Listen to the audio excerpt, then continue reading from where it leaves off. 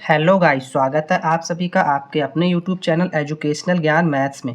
आज मैं आपके लिए कराऊंगा सीटेट जुलाई 2024 मैथ का प्रैक्टिस सेट 7। इससे पहले मैं इसके 6 प्रैक्टिस सेट करा चुका हूं, जिनका लिंक मैं आपको इस वीडियो के डिस्क्रिप्शन में दे दूंगा। और मैंने एक प्लेलिस्ट भी बना रखी है सीटेट जुलाई 2024 मैथ करके, तो वहाँ से भी आपको ये सारी वीडियोज़ मिल जाएंगी। कि जो मैं क्लास करा रहा हूँ ये पेपर 1 एंड पेपर 2 जो मैथ का न्यूमेरिकल पोर्शन है उसके लिए बहुत ही ज़्यादा इंपॉर्टेंट है।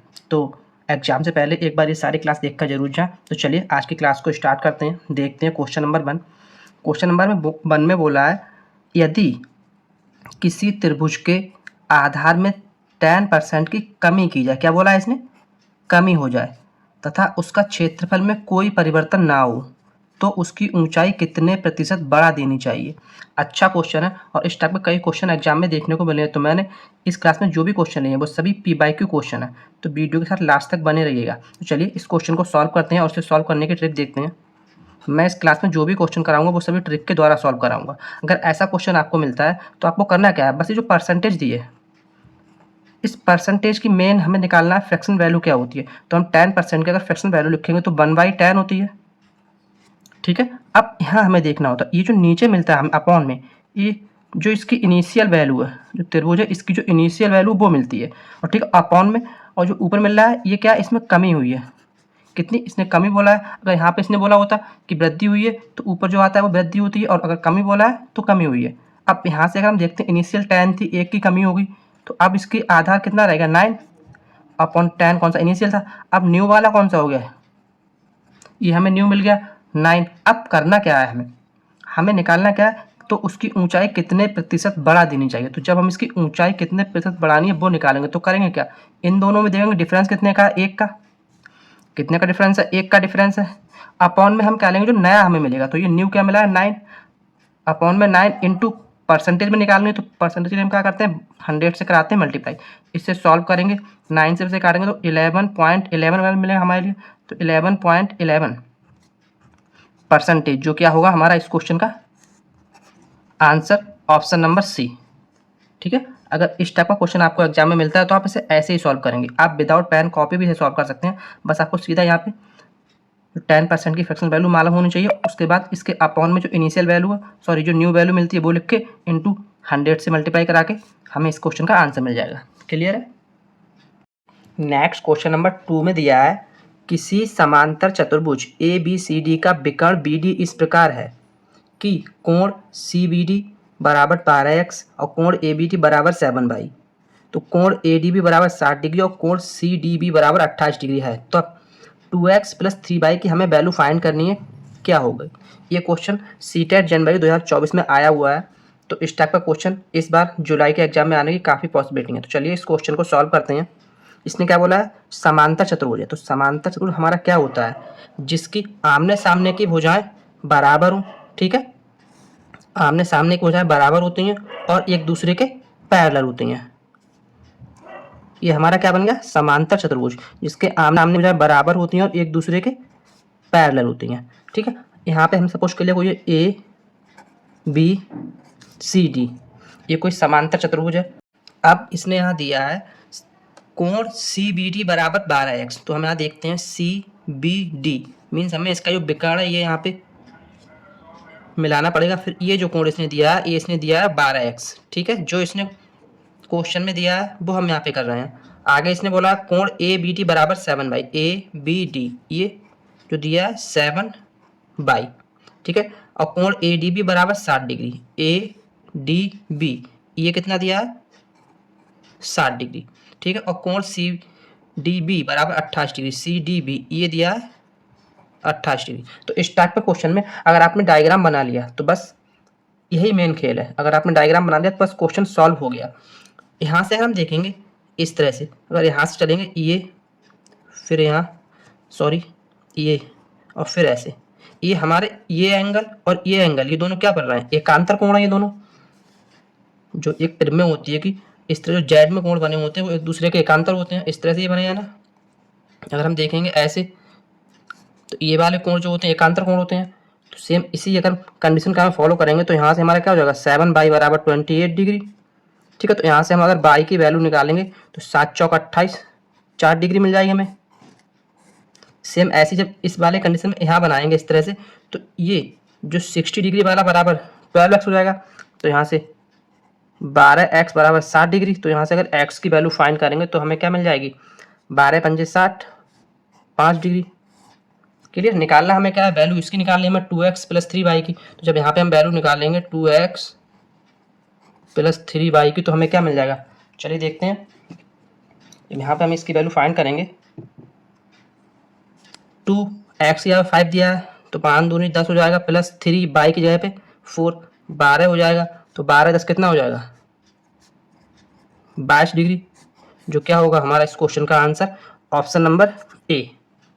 क्लियर है। तो इस टाइप का क्वेश्चन में डायग्राम एक बार जरूर बनाएं, इससे हमें क्लैरिटी हो जाती है। चाहे थोड़ा सा टाइम कंज्यूमिंग हो, बट इस टाइप का क्वेश्चन का आप ऐसे ही सॉल्व करें। क्लियर है। नेक्स्ट क्वेश्चन में बोला है किसी लंब वृत्तीय बेलन का वक्र पृष्ठीय क्षेत्रफल 4400 सेंटीमीटर स्क्वायर है और उसके आधार की परिधि 110 सेंटीमीटर है। बेलन का आयतन बताना है क्या है। ठीक है, तो अच्छा क्वेश्चन है। तो चलिए इस क्वेश्चन को सॉल्व करते हैं। अगर मैं यहाँ पे आपको इसका डायग्राम बना के दिखाऊंगा, तो ये कोई बेलन होता है हमारा इस तरह से। ठीक है, ये इसकी आधार की परिधि होती है बेलन की। ठीक, ये इसकी हाइट होती है यहाँ पे।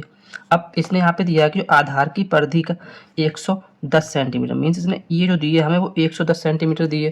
तो ये क्या एक सर्कल है, मीन्स 2 पाई आर बराबर 110 सेंटीमीटर इसने दे रखी है हमें।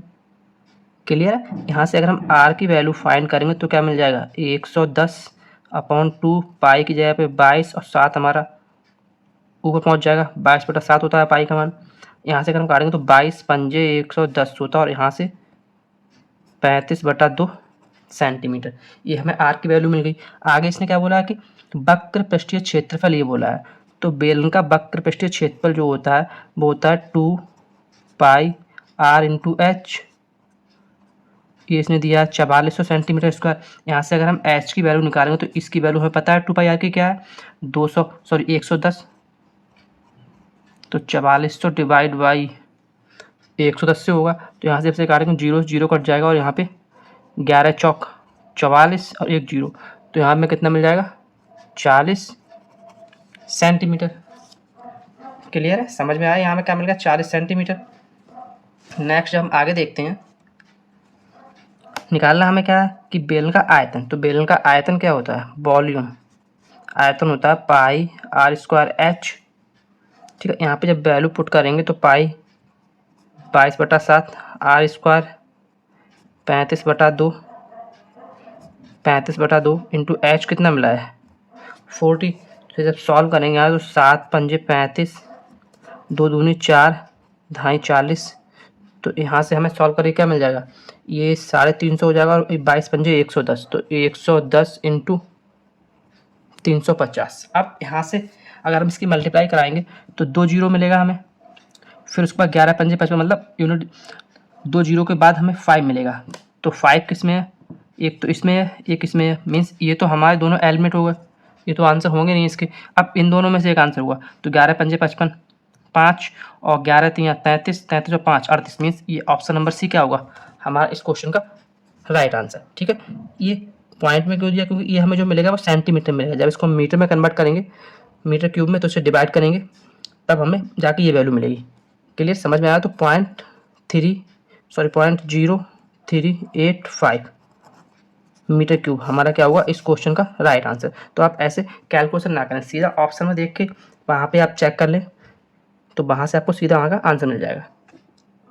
चलिए नेक्स्ट क्वेश्चन देखते हैं। क्वेश्चन नंबर 5 में बोला है दो संपूरक कोणों का अंतर 20 डिग्री है, यदि इनमें से छोटा कोण P है तो 3P माइनस 50 डिग्री का मान क्या है, ये हमें फाइंड करना है। ये भी सीटेट जनवरी 2024 में आया हुआ क्वेश्चन है। तो मैंने इस क्लास में ज़्यादा क्वेश्चन लिए हैं, वो सभी सीटेट जनवरी 2024 का पेपर 2 है उसके क्वेश्चन लिए हैं, क्योंकि ये क्वेश्चन हमें एग्जाम में एक बार फिर से देखने को मिल सकते हैं। तो चलिए इस क्वेश्चन को सॉल्व करते हैं। तो इस क्वेश्चन को सॉल्व करने से पहले मैं आपके लिए एक कॉन्सेप्ट बताऊँगा। कॉन्सेप्ट क्या है, संपूरक कोण का। किसी भी जो संपूरक कोण क्या होते हैं, हम सपोज किया कोई x और y ये कोई कोण है, जिन कोणों का योग 180 डिग्री होगा वो एक दूसरे के संपूरक कोण होंगे। ठीक है, अब x और y एक दूसरे के संपूरक कोण होंगे। अब यहाँ से अगर हम मानेंगे, हमने अगर हम पूछें कि एक्स का संपूरक कोण क्या होगा, तो एक्स का अगर हम संपूरक कोण निकालेंगे तो क्या मिल जाएगा, 180 डिग्री में से माइनस बाई कर देंगे तो ये इस एक्स का 180 माइनस बाई क्या है, संपूरक कोण। क्लियर, ये कॉन्सेप्ट आपको समझ में आया। इसी कॉन्सेप्ट पे ये क्वेश्चन है। इसने बोला है कि दो संपूरक कोणों का अंतर 20 डिग्री है। ठीक है, अंतर इसने बोला है, तो हमने इसने पहला कोण दे दिया, छोटा कोण दे दिया पी है, एक इसने कोण पी दे दिया है। ठीक है, अब इस पी का अगर हम संपूरक कोण निकालेंगे तो क्या होगा, 180 डिग्री माइनस पी, क्योंकि जब इन दोनों को हम ऐड करेंगे, ठीक है, तो हमें क्या मिलेगा, ऐड करने पे हमें मिल जाएगा 180 डिग्री। क्लियर है, समझ में आया आपके लिए, क्योंकि मैंने यहाँ पे जो कॉन्सेप्ट दिया है एक्स प्लस वाई बराबर 180 डिग्री। यहाँ से इन दोनों जो दो एंगल दिए हैं, माना सपोज किया फर्स्ट एंगल ये है और सेकंड एंगल ये है, इन दोनों को अगर ऐड करेंगे तो हमें क्या 180 डिग्री मिलेगा। तो यही तो संपूरक कोण का कॉन्सेप्ट होता है। अब इसने बोला क्या कि दोनों कोणों का अंतर 20 है, तो यहाँ से हम देख लें बड़ा कोण कौन सा है, 180 माइनस पी, और छोटा पी है, इसका अंतर इसने कितना दिया है, 20 डिग्री है। तो यहाँ से अगर हम इसे सॉल्व करेंगे तो क्या मिल जाएगा, 180 ये 20 इधर आके माइनस होंगे तो 160 बराबर 2p। ठीक है, तो यहाँ से अगर हम p की वैल्यू निकालेंगे तो कितना मिल जाएगा, 80 डिग्री। ये हमें p की वैल्यू मिल गई। निकालना क्या है, हमें वैल्यू इसकी फाइंड करनी है। ठीक, तो चलिए इसकी वैल्यू फाइंड करते हैं। यहाँ पे वैल्यू पुट करते हैं, p 80 है तो यहाँ पे 8 तियाँ 24, 240 माइनस 50 डिग्री। ठीक है, यहाँ सॉल्व करेंगे तो कितना मिल जाएगा, 190 डिग्री, जो क्या होगा हमारा इस क्वेश्चन का answer option number A. Clear है। नेक्स्ट क्वेश्चन नंबर 6 में दिया है पार्सल भेजने की दरें नीचे दी गई हैं।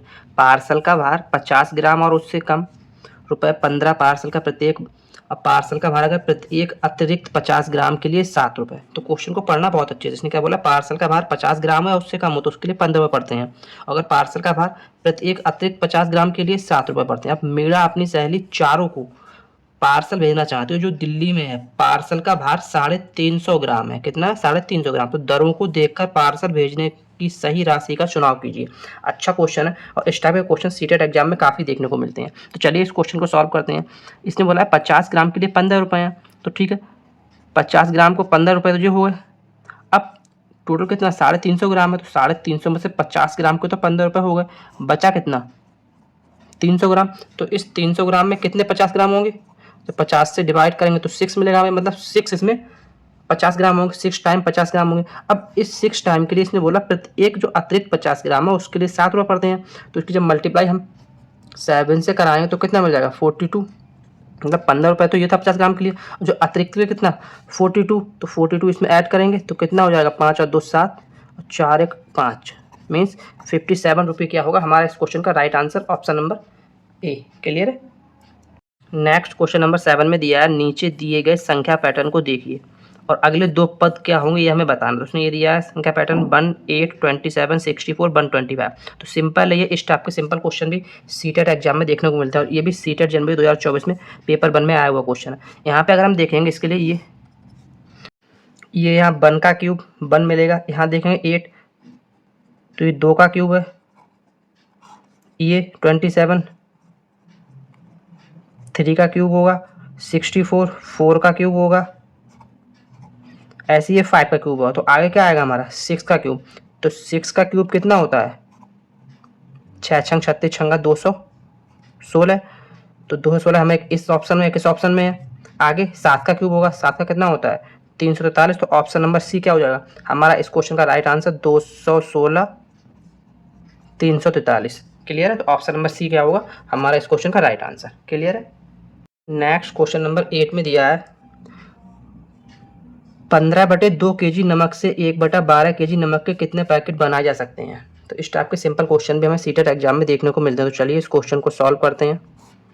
कुल कितना नमक है 15/2। ठीक है, पैकेट कितने बनाने हैं 1/12 kg नमक के।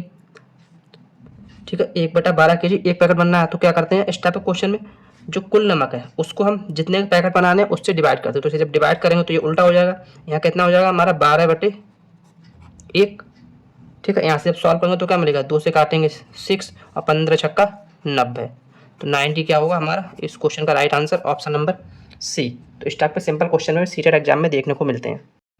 नेक्स्ट क्वेश्चन नंबर 9 में बोला है यदि विक्रय मूल्य 2 गुना कर दिया जाए तो लाभ 3 गुना हो जाता है, तब लाभ प्रतिशत क्या है ये हमें निकालना है। तो इस टाइप का क्वेश्चन में हमें करना क्या है, इसने बोला विक्रय मूल्य, यहाँ पे जो एसपी हमने सपोज किया एसपी कितना 100 रुपये था, तब जो लाभ था वो पी रुपये था। ठीक है, हमें क्या सपोज किया जब एसपी 100 रुपये था तो लाभ पी था। आगे इसने बोला जब इस एसपी को 2 गुना कर दिया जाता है, अब हमने जो एसपी था वो 2 टाइम किया, तो एसपी 1 है सपोज कर लिया, मतलब 2 टाइम किया 200 कर दिया, तब जो प्रॉफिट है ये 3 टाइम हो गया। इन दोनों का डिफरेंस निकाला तो इसमें डिफरेंस 100 का है और इसमें डिफरेंस 2p का है। तो इन दोनों डिफरेंस को जब हम बराबर करेंगे तो यहाँ से हमें p की वैल्यू क्या मिल जाएगी, p बराबर 50 मिल जाएगा। मतलब प्रॉफिट हमें कितना 50 का हो रहा है। अब यहाँ पे हमने जो इसकी इनिशियल वैल्यू क्या 100 मानी थी, कोई चीज़ 100 रुपये की हम बेच रहे हैं तो उसमें 50 का प्रॉफिट हो रहा है, तो यहाँ से उसकी CP कितना है, कॉस्ट प्राइस कितना है, मीन्स 50 रुपये।